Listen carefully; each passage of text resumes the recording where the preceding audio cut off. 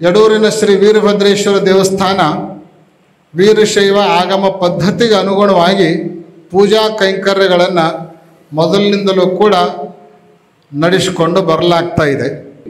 ಒಂದು ದೇವಸ್ಥಾನ ಜೀರ್ಣೋದ್ಧಾರ ಆದಮೇಲೆ ಅದರ ಶುದ್ಧೀಕರಣವನ್ನು ಕೂಡ ಮಾಡಬೇಕಾಗಿರುವಂಥದ್ದು ಪದ್ಧತಿ.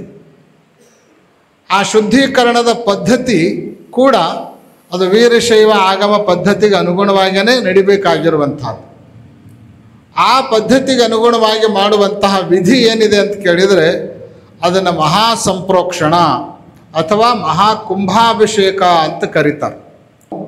ಮಾರ್ಚ್ 6ನೇ ತಾರೀಕಿನ ದಿವಸ ದೇವಸ್ಥಾನದ ಮಹಾಸಂಪ್ರೋಕ್ಷಣ ಮತ್ತು ಮಹಾಕುಂಭಾಭಿಷೇಕ ಕಾರ್ಯಕ್ರಮವನ್ನು ನಾವೆಲ್ಲ ಆಯೋಜನೆ ಮಾಡಿಕೊಂಡಿದ್ದೇವೆ.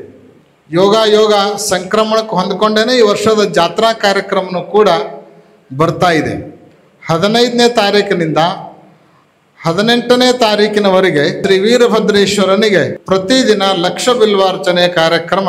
18ನೇ ತಾರೀಕಿನ ದಿನ ಜಾತ್ರೆ ಅಮಾವಾಸ್ಯೆ, ಆಮೇಲೆ 19ನೇ ತಾರೀಕಿನ ದಿನ ಮಹಾರಥೋತ್ಸವ, 3ನೇ ತಾರೀಕಿನ ದಿವಸ ಹೋಳಿ ಹುಣ್ಣಿಮೆ, ಭದ್ರಕಾಳಿ ವೀರಭದ್ರೇಶ್ವರ ಕಲ್ಯಾಣೋತ್ಸವ, 4ನೇ ತಾರೀಕಿನ ದಿವಸ ಬೆಳಿಗ್ಗೆ ಬೆಳ್ಳಿ ತೇರನ್ನು ಎಳೆಯುವಂತ ವಿಶಿಷ್ಟ ಕಾರ್ಯಕ್ರಮ, 4ನೇ ತಾರೀಕು ಸಾಯಂಕಾಲ ಪುರವಂತರಿಗೆ ಒಂದು ವಿಶೇಷವಾದ ಪ್ರಶಸ್ತಿ, 5ನೇ ತಾರೀಕಿನ ದಿನ ಬೆಳಿಗ್ಗೆ ಕ್ಷೇತ್ರದಲ್ಲೊಂದು ಗುರುಕುಲ ಆಗಿರುವಂತಹದ್ದು ನಿಮಗೆಲ್ಲ ಗೊತ್ತಿದೆ. 200ರಿಂದ 250 ಜನ ವಿದ್ಯಾರ್ಥಿಗಳು ಆ ಗುರುಕುಲದಲ್ಲಿ ಪ್ರತಿನಿತ್ಯ ಅಧ್ಯಯನವನ್ನು ಮಾಡ್ತಾ ಇದ್ದಾರೆ. ಆ ಗುರುಕುಲ ಪ್ರಾರಂಭವಾಗಿ ಸುಮಾರು 14-15 ವರ್ಷಗಳಿಗೆ ಸಂಪನ್ನಗೊಳ್ತಾ ಇದ್ದಾವೆ.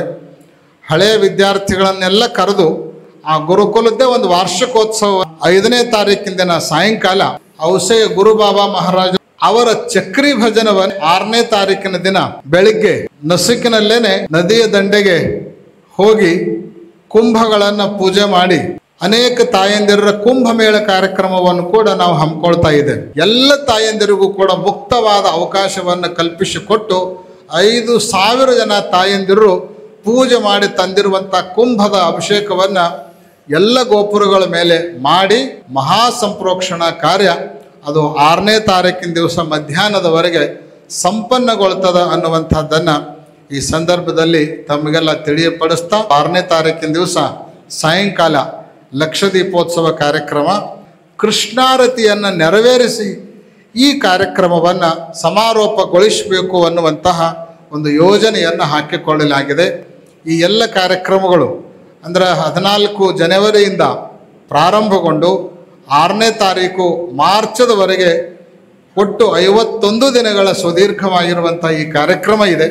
ಈ ಕಾರ್ಯಕ್ರಮದೊಳಗೆ ತಾವೆಲ್ಲರೂ ಭಕ್ತರು ತನು ಮನ ಧನದಿಂದ ಸೇವೆಯನ್ನು ಸಲ್ಲಿಸಿ